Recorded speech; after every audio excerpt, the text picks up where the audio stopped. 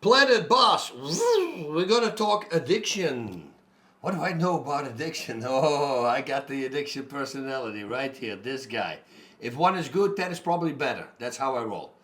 Which is really good when you need to, for instance, be a fighter. You want to do things because if you flip it a good way, you can really push yourself. The downside is the bad things, the vices, so to say, you know? Like I said, 1 is good, 10 is better, and then it keeps escalating. So it's always been a problem with me. I always had it, but thankfully, I chose fighting for a profession. Well, I didn't choose it, it kind of came along. Free fighting, nobody knew what that was, and suddenly I started making money in Japan. Boom, there I was. Now that got me in line. So the only problem was in between fights. In between fights, of course, I would go crazy for 3 days, and I would start fighting again, training again. The good thing is, training and drinking and training and drugs don't really mix very well together. The problem is this, and a lot of guys out there have that.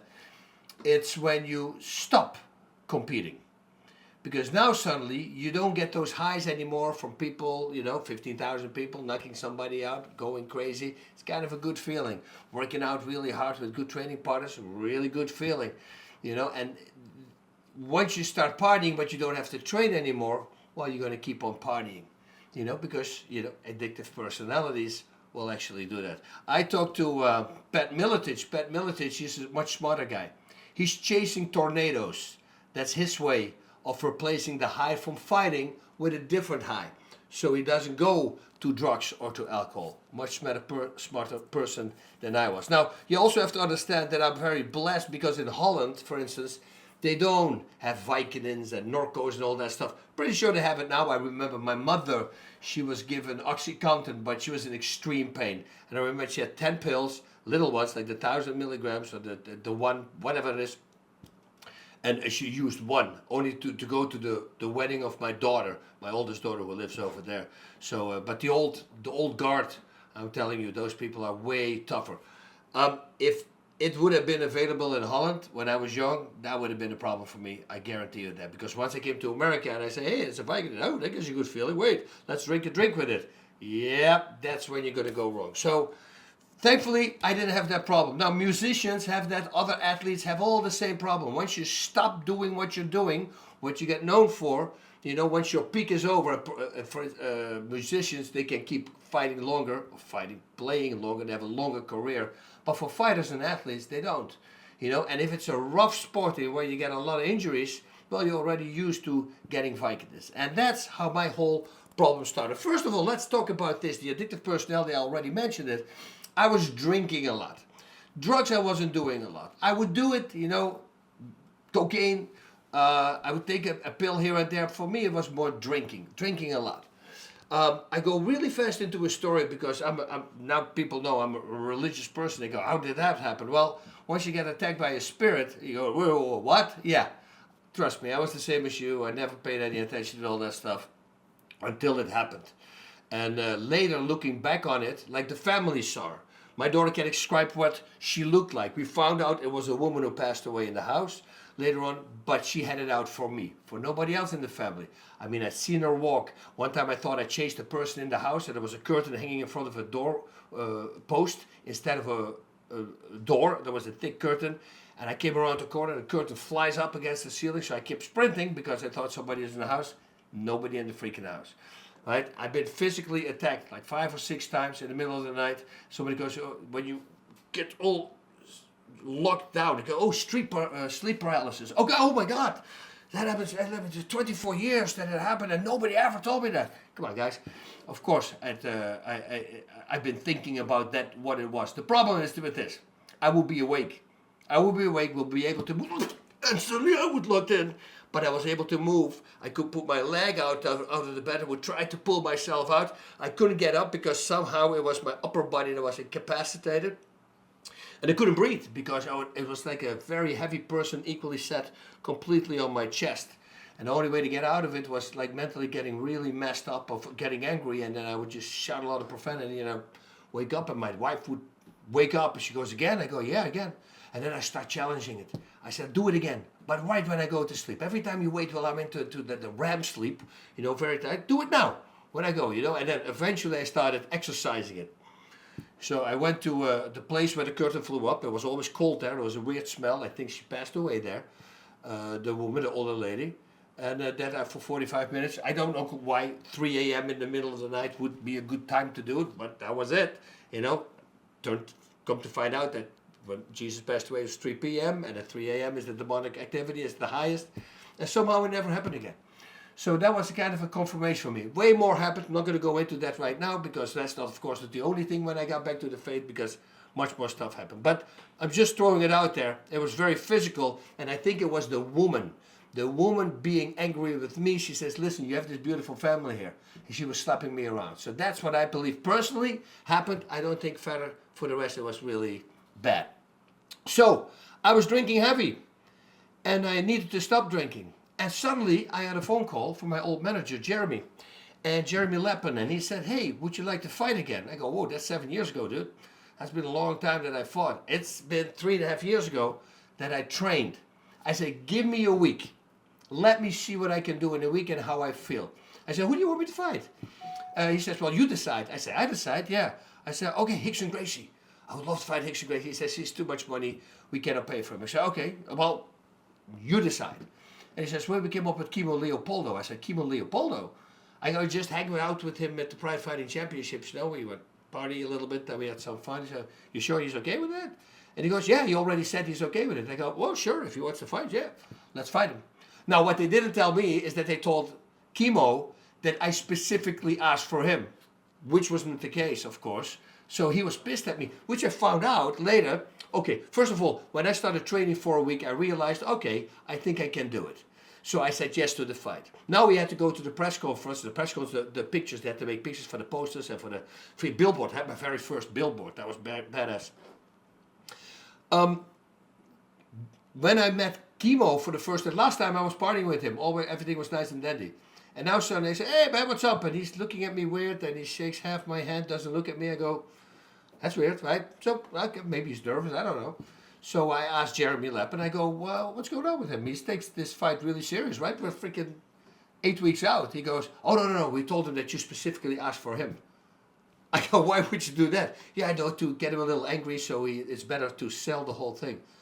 I go, dude, you should have done that. I said, I'm going to tell him. He said, oh, please don't tell him. I said, okay, I will tell him later. Actually, it's better, because if he believes that, then he will train harder, which is going to make the fight more interesting for me. So I just leave it like it is, whatever happens. So I started training. Everything went well. First week was hard, second week was hard, third week I was already starting to get into it. But it's amazing how your body works. And I took the fight because it forced me to stop drinking. Because my wife was going, why would you take the fight? I said, well, if I'm fighting, I cannot drink. I have to stop. So I realized, okay, I'm just going to stop that. I'm not going to do it anymore. And it worked. But my injury started to come back, slowly but surely. Like 3 weeks in, suddenly, first thing started. The worst one was my tendonitis. My tendonitis, it's not a tendonitis, but it affects the tendons. I don't really know the name anymore, what it is.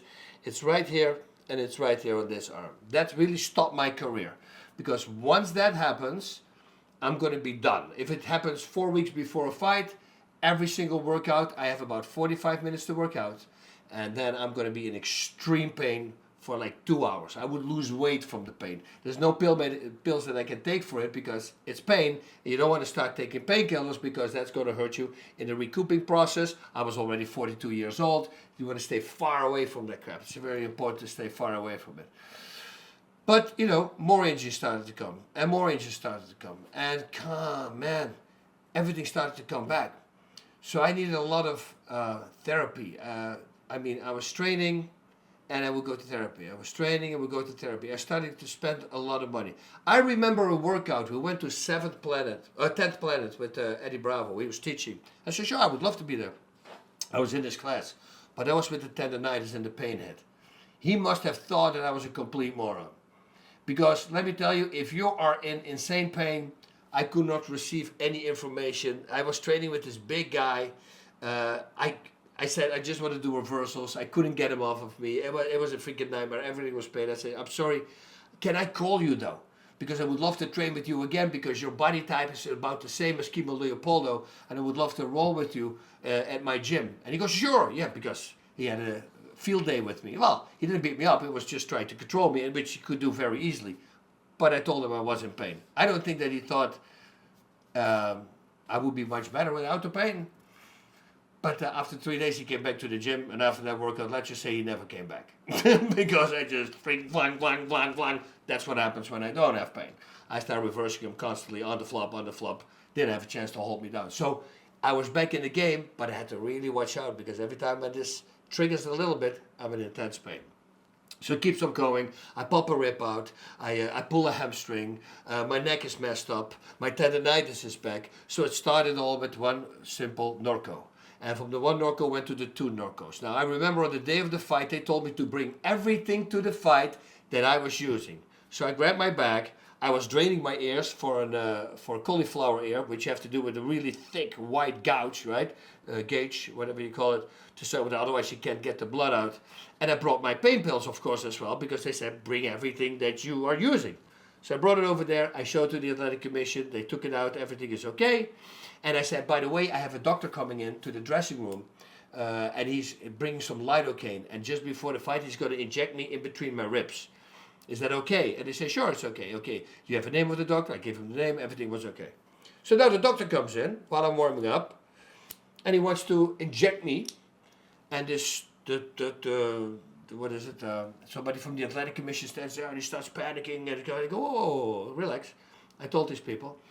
And they said, no, you cannot do this, and he's got to get him out. And this whole thing happened. I go, this is weird. I told you. Then, a time later, I got somebody from the IFL, the International Fight League. Remember that organization? They told me that he was talking to the head of the Athletic Commission. And the head of the Athletic Commission said to the head of the International Fight League that they walked into the dressing room and they literally had to pull the syringe out of my chest. Okay. That's a lie. So I called that guy. And then he wrote me an email back. And he wrote me an email and he said that I would be fortunate because that story would have been a big story. I go, are you stupid? We're shooting a documentary. I have the entire Athletic Commission on camera saying that it's okay to bring the doctor in. Then I have video cameras in my dressing room filming the whole situation. The doctor walking in, not even be able to open his freaking pouch, whatever he had, and to do anything. So you're gonna look like an asshole, not me. I mean, because you're spreading the word. That guy didn't even peck a needle out. I got it on video, dude. And then suddenly, of course, he became very friendly. Oh, you know what he said? He said, in my profession, it's always great because I meet great fighters. But you, sir, you are a really great fighter. Okay, go, stop it, dude. I mean, unbelievable. People sometimes are just unbelievable. But hey, that was just a story I wanted to share with you before the word gets out again. Always make sure that when you bring things that you might think all people could be against, just videotape it. That's why I had all the video cameras with me. Everything on tape, ultimate proof, nothing can happen. Okay, so let me see, where are we? Doctor came in, the fight starts. I had to do the fight. Now, in the morning, I took 2 Norcos because it says on the bottle that you have to wait at least 8 hours. In my mind, that was, I'm going to wait for the 8 hours for at night because I want my mind to be clear. If you put a Norco in there or a Vicodin or whatever it is, it will slow you down. It's not really good for your thinking, and especially not when you're fighting. So let's do it early in the day, and then be there. So after the fight, everything went well. I couldn't kick higher than a high kick. I remember the commentators were talking about why doesn't he give a high kick? But I couldn't. The only kick I could give was a roundhouse kick to the legs, which is how I won my fight. Now after the fight, like 2 or 3 weeks later, suddenly I got a phone call that I tested positive. And I go, for what did I test positive? Because I don't use crap. And they say, you tested positive for a Norco. I go, dude, I have on camera, I told these people I was going to bring Norco, and they said it was okay to fight. And now it's suddenly a little, I had to pay $1,000. Yeah, but I also, what was it? Tylenol PM. I'm not kidding. Okay, there was not a penalty to it, but I tested positive for a Tylenol PM that I took to go to sleep. Apparently, that's on a list that you cannot use. So this is just back information to let you show you that sometimes it's a big mess. Everything is a big mess. Oh, and let's go back really fast. Kimo Leopoldo, he tested positive for some steroids like a couple of weeks before the fight. So unfortunately, I could not fight him. He got replaced with Ruben Valerial. Warpath was his name. He's an Indian guy, 265-pound guy. My heart, thank you so much for picking that fight, because all the guys, like Dan Gabbard, there were a whole bunch of guys who said, oh, I'll fight him. As soon as they were offered the fight, nobody wanted to fight. It's really weird, right? Or they priced themselves right out of the gates, like I want $1 million or something like that. So thankfully, Ruben Valerial stood up and he got me. I remember Don Fry calling me and he says, dude, before the fight, that guy's got a hard head. I said, it's okay, Don. I said, because I pulled the rip out, so I can't hit hard anyway. I will try a few times, but if I can't go, after 2-3 shots, if I connect and he's not doing anything, I will give him low kicks. If low kicks don't work, I will take him down and go for a submission. So that was the game plan. I hit him really freaking hard. During the fight, actually, we're talking, because I hit him and he goes, BOM! And he goes, man, you're fast. I go, oh, thank you. And then we start fighting again. And then I hit him with a pretty good shot. He goes, ooh, and you hit hard. I go, not hard enough. You're still standing. So that's when I realized, okay, I'm not going to waste any energy. Let's do some low kicks. I think it took me 3 or 4 low kicks.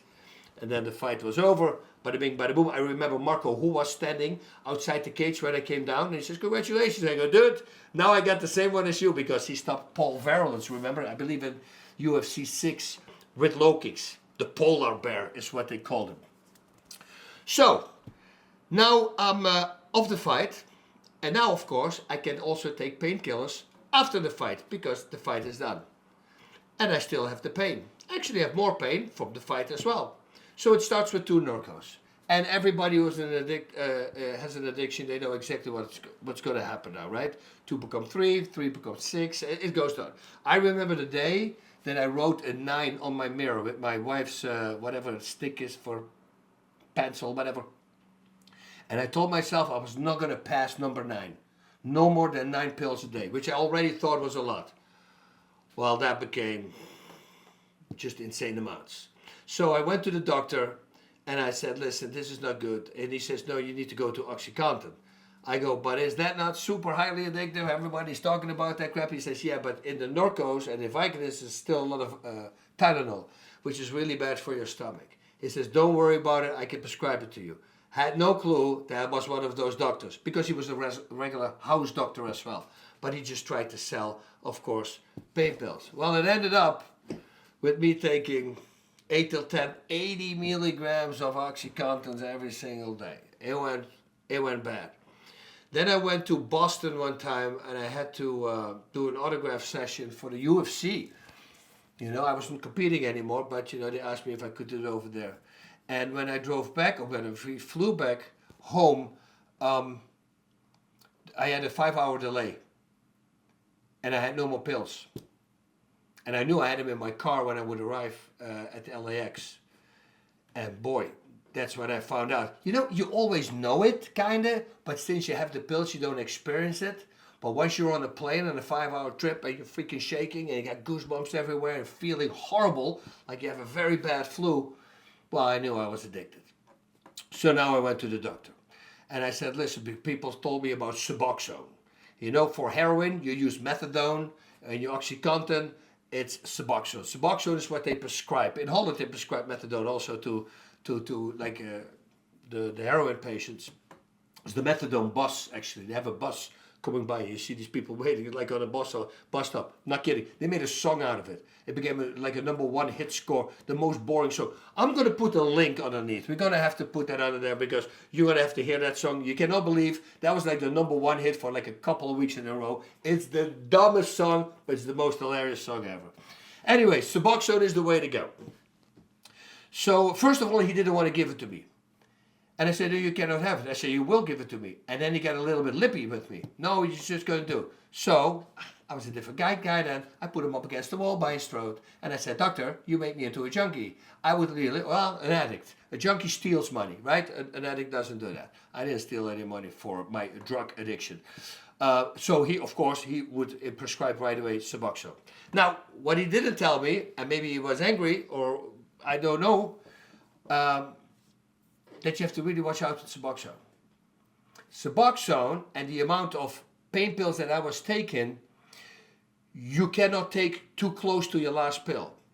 You have to wait at least, with the amount I was taking, to be super safe, like 20 hours.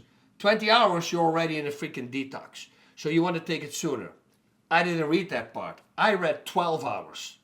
And from the 12 hours, I said, I'll do an hour extra. I still feel okay. I felt, didn't feel good, but I do it. And then I remember, what was it? 1.25 I had to take, I believe, my very first time. But I figured I'd do one. And you put it under your tongue. And immediately I start feeling, that feels good. And then it happened. Then I got thrown into a full detox. And that's a side effect. So if you are kicking a painkiller and you're using Suboxone, guys, wait longer. Always better, don't take it too soon. Really do your homework on this thing. I've never seen anything, I've never experienced anything like it. That's the most evil thing that I ever felt. It was almost like something living inside of me. I called my friend. I was on the phone with 911. I could not even explain where I was. Tears came out of I wasn't crying. There's just water came out of my eyes on the sides. And my goosebumps looked like lizard skin. I've never seen my skin like it looked. It was standing up straight. It was really thick. I'm freaking out. I knew a friend of mine was close, and he would always carry pills on him. And I called him, and I said, where are you? And I said, I'm in Calabasas. I only know the gas station. He says, I'm close by. I go down, I need pills. I remember he gave me 15 Norcos. And you should have seen his face. I took 15 Norcos. I drank it. Then I went into the gas station, and I started buying cigarettes. I never smoke. I smoked a long time ago. The nicotine, and he was looking at me. I go, look at my skin. He goes, dude, you're going to freaking die. This is way too much. I go, no, don't worry about it. And I start calming down. And I said, okay, now I'm going to need to learn that stuff to kick it the correct way. So, reset everything. I think I waited at least 22 hours. I mean, the people around me said, you can take it. I said, that experience that I had yesterday is the most evil experience I've ever had in my life. So for you to understand, if you're, let's say, 3 days in your OxyContin kicking without Suboxone, that's how you go. You go from 0 to a full-blown detox. It's the most horrific thing you ever had. But good, I survived. I got it. Now let's start taking everything under control. Let's start slowing it down. So I start slowing it down. Every time a little bit less. And what you also realize, I started with 1.5. I remember 1.25. 1.25, that's like 8, what is it? Would be, Trivia says, 8, there's 10 milligrams of Suboxone. But you can easily go to 3/4. There's almost no difference in that. I go, hey, that's easy. Then I went to 1/2. Well, that's a little bit more. And from that moment on, you go every time 1/8 less. 1/8 less. Like really little tiny bits, you go less. But then I started feeling really bad. And I remember one day my daughter had a party at home. And I was like 4 days away and I couldn't make it. So I had to get back on it, do the party. And then I said, okay, now I'm going to really stop. And I go methodically, I'm going to cut it down. I went down with such little pieces every time until I had 1/8. And then I remember I did 1/8 every once a day. Then I did 1/8 every day with 2 days in between. And then when I stopped, it was still 11 days of craziness. No, I was 3.5 years on that stuff. The side effects that I had, why I wanted to stop, was I had a permanent double vision. I would always see everything double. Not even able to see one. I wrote some things down. My heartbeat in the morning in bed was 93. When I wake up, it's like 51 now. It's a big difference. High blood pressure, sweating all the time. Zero energy, falling asleep behind the wheel. I'm in the car, slapping my face during the day. During the day, just falling asleep in the car. In a movie theater, I would fall asleep. I never fell asleep. It was completely insanity. I went to a doctor to see what was going on. They did a testosterone level to see where it was. He came back with another doctor, and they both sit at the table, and they look at me and they go, how do you get out of bed? I go, what do you mean? He says, your testosterone level is 5. I go, 500? 5. He says, a woman has 80 or 70. A guy under 100, they don't even want to go to work anymore. I said, somehow you walk around. How you do it? I said, I'll drink a lot of coffee in the morning. I can tell you that. But it's very hard. I just force myself to do it. So that stuff, all these side effects that I had, it was just stacking up. Going to pee 7, 8 times at night, all the time, sitting down to pee took me freaking minutes, like 5 minutes sitting there because you can't get. I mean, everything is bad. Once I start cutting it, and I did that last 1/8 of a part, the 11 days were hard. They were hard. So what I did, I took a lot of amino acids, a lot of water, a lot of electrolytes. I went to the sauna every day, and I walked on a treadmill, incline walking, which I did not want to do because with a testosterone level of 5, trust me, you don't want to do anything. But I just did it, you know? We don't always have to do what we don't like. And I know also it will gets everything out of the system a little faster. So we have to. So that was it. I just put it on, and constantly keep it on. You know, make sure that you never go back to it. That's the biggest thing. You know, once you into for 5 days, you never want to get it back, and your senses start coming back. Your senses, man, you have no idea. I would be like Superman. And what I'm trying to say is this. You remember when Michael Shannon plays the bad guy in Superman? He's his nemesis who comes from Krypton. But he comes here to Earth, and he's not used to all the sounds yet. And it's a lot because he got the super hearing, super everything, and he cannot channel it yet because it's only here on Earth. Superman was grown up with it. So he learned how to deal with that. He wasn't. No, it was almost like that. Like people would do this. This sound was like, whoa, whoa, whoa, whoa. Everything was super loud. I had to wear shades everywhere, even inside, because everything was so bright. Touching, smelling, hearing, everything was super, super sharp. So there you can see that whatever you're taking, the Suboxone is freaking killing you. And the reason the doctor gave me Suboxone and put me on it, he said because you don't have to take more and it will still help with your pain. Don't believe that bullcrap. It won't. It does. Actually, when I stopped with the Suboxone, that's when my pain disappeared. And another thing, what he should have told me is that if you do Suboxone, you should stop that within 10 days. Build it up within 10 days. Because the more you're on it, it gets into your bones and into your system. And then you're going to have exactly what I had, like a testosterone level that's almost nihil, which is almost nothing, and you're going to feel really bad. By the way, when they gave me my first testosterone shot to get back up, that's when I realized, okay, so now I understand why fighters who get caught with steroids, and especially testosterone, now I know why they do it. Because it's the most insane thing that I ever had. It felt like I was 20 years young again. I mean, I literally jumped to the gym and I started boxing and I go like, this is insane.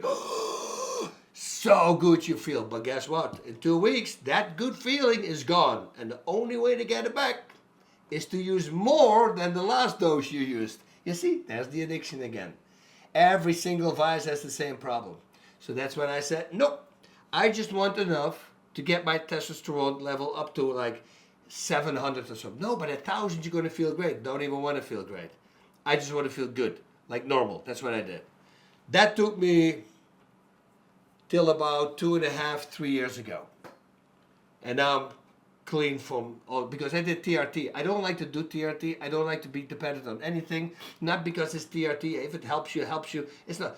For me, it's always, I do always worst case scenario. Worst case scenario is war breaks out.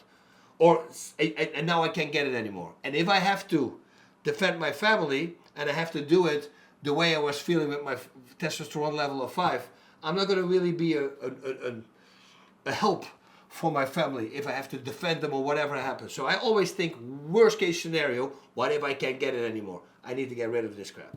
So then I did a whole bunch of years ago, completely clean. I always have people talking to me and says, well, but you still look good. I weighed the same as when I started fighting. You know, that's the great thing about never using steroids during your fighting. Because I weigh the same. And people go like, oh yeah, but so wait a minute. You said that I used when I was fighting? Well, then I have to use now, right? I mean, I'm the same weight. I'm 58 years old. Guys, it's impossible to be the same weight. So, take the bet. Any bet. So, any person who says, oh, but the way he looks, he's on steroids, I'll take $1 million bet. I'll take it right away. The only thing I'm taking right now is the Weeder pills, which I don't get paid anything for. It's just Weeder, and it's the natural testosterone. So your own body produces more. You can get them at GNC, you can get them anywhere you want. That's the only thing I take. And that's been taken only for like the last 6 weeks. I haven't even taken that before. So I just said, well, I tried it out one time. Nothing is always better, trust me, because you get used to everything. And that's the same with alcohol, but it's with good things, it's with bad things. People are weak. And when I say people, that includes me as well. We are weak. You know, we are very selfish as well.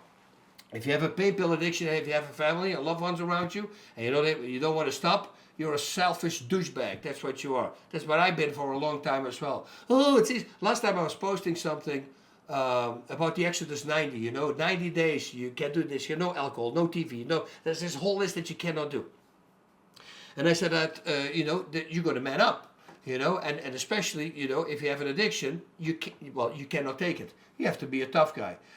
Same as with alcohol. And I say it, I was addicted to alcohol. I tell it in the video that I'm posting. And right away I got an alcoholic reacting to me. He goes, oh, look at him, you're talking about alcohol, but you don't know anything about it. And I go, well, I know exactly what kind of person you are.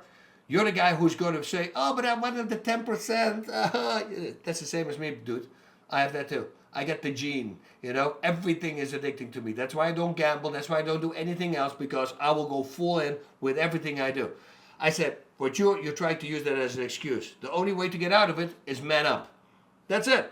Being a tough guy. Otherwise you can't get it out. All the millions, every addiction around the world who stopped it, manpower, willpower. Nothing else. Oh, I got a little help here? Sure, got a little help there. That's okay. But ultimately, it's all about you. What are you willing to do? And if you're not willing to do, you have a family, sorry, you're a douche.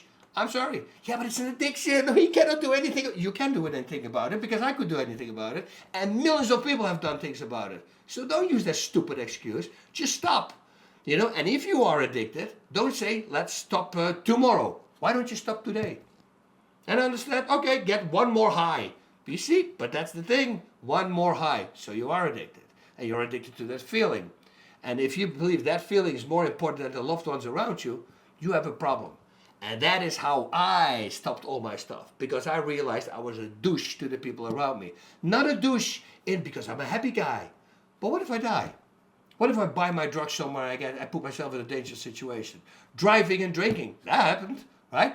Everybody does that one time. Stupid. 100% stupid. Thankfully, nothing ever happened.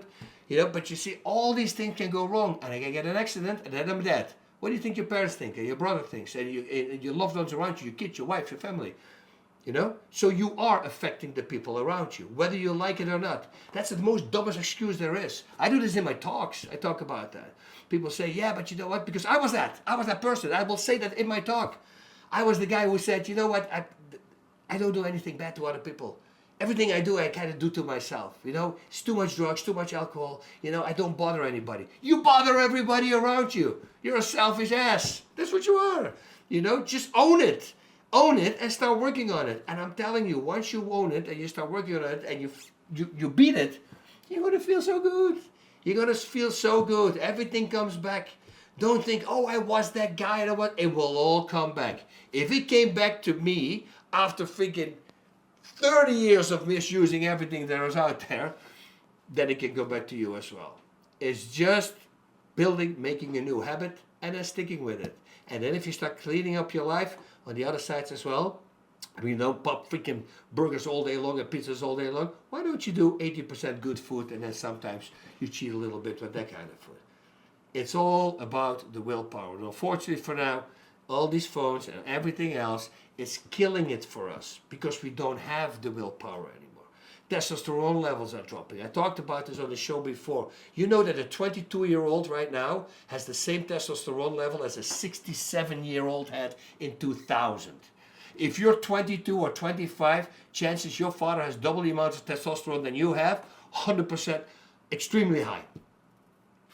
Why is that? Oh, it's the food. It's not the food. Are you stupid? That's what they try to blame it on. It's not. It's we don't get challenged. We don't have cojones anymore. Everything happens online. I was in a fight with a kid. In a fight, he tried to be angry at me. Didn't even look at me. He's one of those guys on the you. But then in a real fight, they're not used to that. So he's like, oh, you know, what are you doing? He didn't even have the balls to look at me.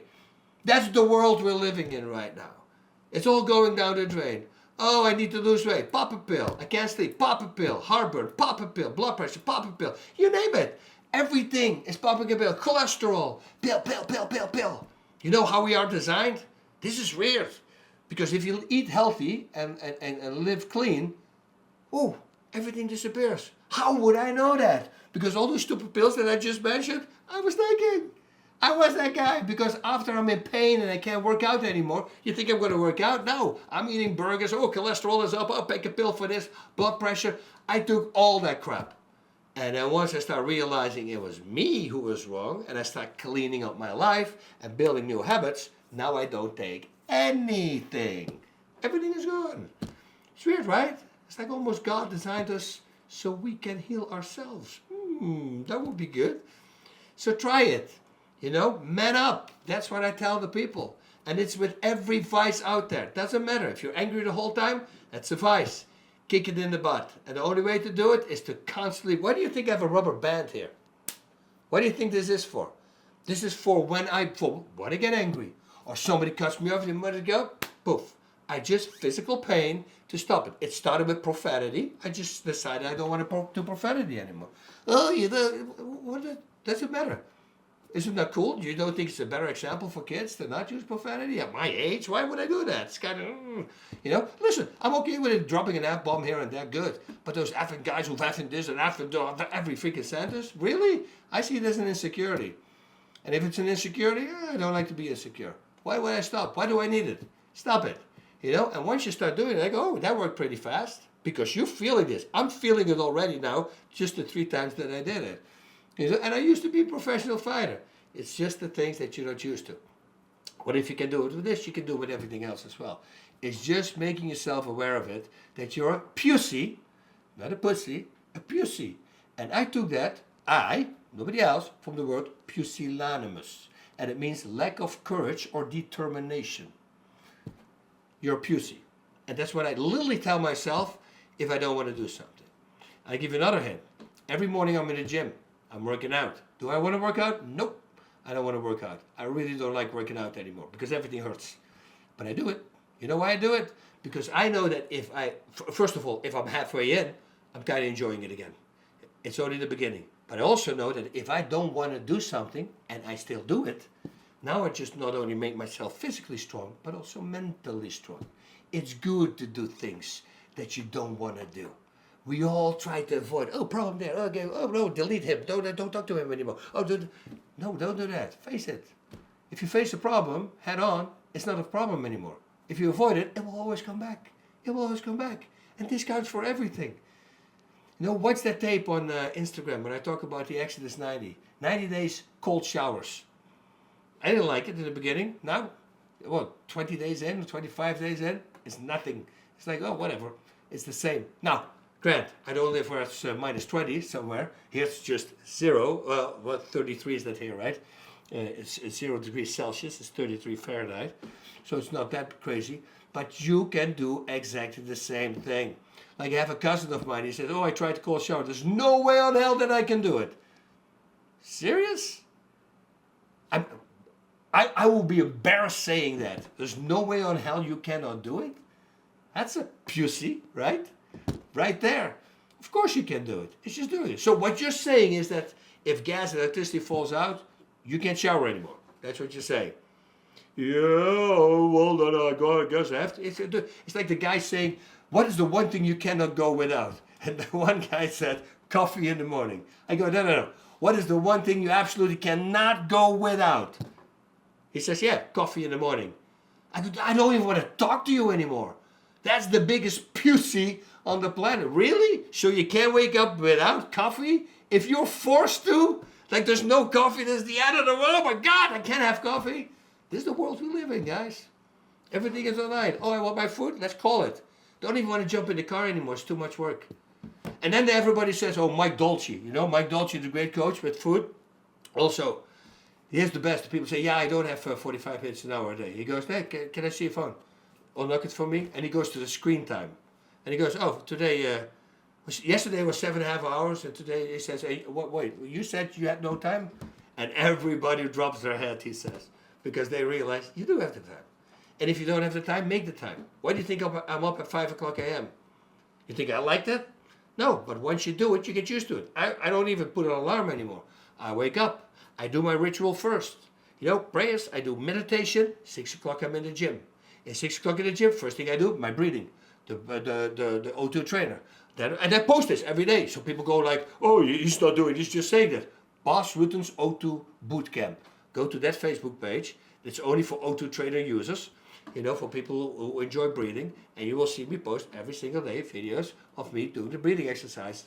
Then I do my workout, which I don't post because it's boring, right? And then at 7 o'clock I'm already walking the dog, and then I eat.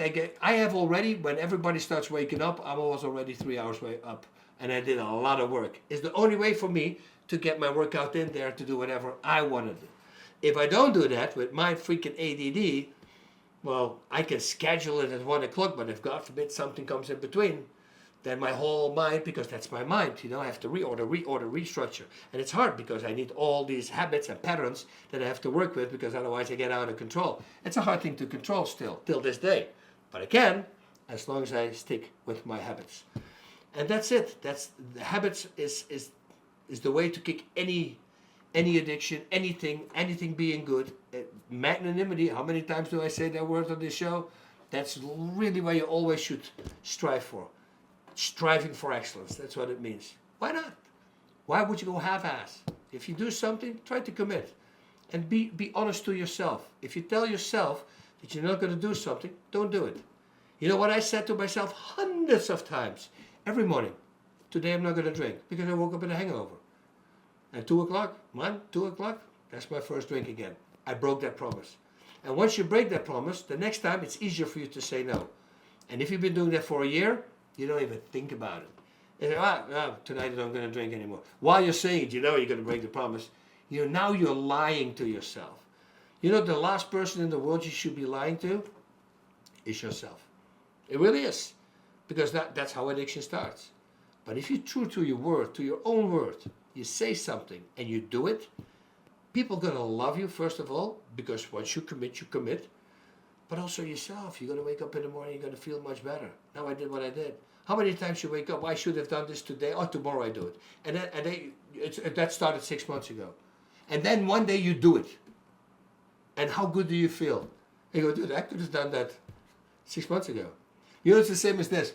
We had a shower head in our apartment. And it was literally, my wife bought it online, this crazy thing with like special showers out, but the water would fall out, like really like. And I'm trying to catch the water coming down, and it's super annoying. Then I don't know why, for like a year and a half or 2 years, we're using the freaking thing.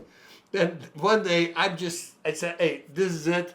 Just get somebody else and put something else in, because I don't want to do this anymore. I went back.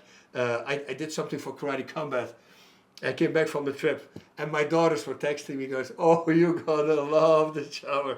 And it came out, I go, I could have done that 2.5 years ago, but I didn't. Somehow we get comfortable. Okay, I can manage. No, don't manage. Make it good. Yeah, but it's going to cost time. And, I don't have the time right now. Make the time. Tomorrow, wake up freaking an hour earlier.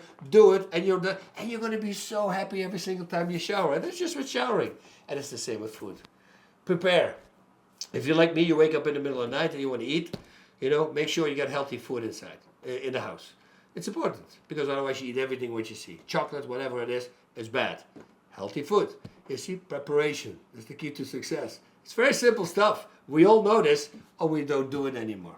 And that's why Exodus 90, if you look at it, just Google it, Exodus 90, and see the rules that you have to do. I mean, if you can't watch TV, you can't watch movies anymore, you can't drink alcohol, you have only 3 meals a day, you can only take cold showers, you have to work out every single day. All this, you can't be on your phone. You can only be on your phone for business, for your business. For the rest, you can't be anything. And now you go like, wait a minute, I can't binge watch freaking Peaky Blinders. Love that show. I can't do anything. Okay, what am I going to do? Oh, let's read a book. I always wanted to learn this, about this, and then you start doing that. It's everything, guys. coming up for yourself and just being a good person. You're going to love yourself first of all. You look in the mirror, you see a guy, okay, I kind of like that guy. But it's just doing it. And throw the pussy card away, or the pussy card, whatever you want to call it, it's kind of the same. And man up. That's what we're doing. And women, we man up. We man up. You can do the same thing. Women mentally are much stronger though than guys. You know how I know? What is it? Naked and Afraid. You watch that show? When you hear the title, you never watch it, you never want to watch it. My wife told me one time, you got to watch this thing. So they throw you 3 weeks with a partner, a guy, a person you never met before, a male and a female, naked, in the jungle, wherever. You don't know where you're going. You can also go to the snow. They give the Amazon, the craziest places, and you get one tool, like for instance a knife, or maybe you want to have a bottle where you can put water in. This fire starter maybe, because you need to have clean water. If you drink bad water, you're going to get really sick. And now, good luck, 3 weeks there. And most of the time when people quit, it's a guy. The women almost never quit. It's amazing, you know. I love to watch that because every single time the tough guys are in, and there's some guys freaking jacked, and they're the first to pussy out, to pussy out. Lack of courage and determination. But the ladies, they keep hanging in there. So good for you, ladies. Good for you. Now, that's why I also actually believe it. Oh, I don't know about that. That looks to me, I don't know. I cannot say, but I'll say it, but I never checked that. It looks to me that there's more male addiction than female. Because if I look back, I know a lot of guys, but I don't know a lot of women. So I wonder if that something has to do with that, because they're stronger willed. Let's figure it out. Let's jump on the Google machine. Godspeed, everybody. I hope you learned something from it. If you are in a bad position right now, you are doing it. You don't want to hear you're a pussy. I understand that. I didn't want to hear it too. But for me, it was only the only way to get myself out of it. When I realized that I was enslaved to whatever I was taking, that a little pill was controlling me, so I was the slave to that pill, I realized I didn't want to be a slave. Not to that. And I said, oh, not to anything, by the way. So I said, I got to stop this. And that's it. It's the only way to stop it. You know, get support from loved ones around you, and I'll guarantee you everybody will jump on. If you're in a toxic relationship, meaning if your partner is also using drugs, I'm sorry, you're going to have to do it both yourself. Best thing is, yeah, it's a hard thing to say, but you're going to have to break up, because if one falls back, chance that the other one falls back. You need to be very, very strong. Or just do that. Be very, very strong. And don't say after the weekend, I'm going to stop after this. Just tomorrow. It's the same with people signing up for a gym. You know, I'm going to sign up for a gym after the weekend. Why not tomorrow? Why don't you do that? Just start. You know, get it out of the way. Start. You know, and that's the thing. It's the only thing you have to do is make the first step. And once you make the first step, stick to it. And once you stick to it, your life is going to be so much better after all that crap is out of your life. I promise you. Whole new world opens up. Godspeed, everybody. And that means I wish you a prosperous journey in life.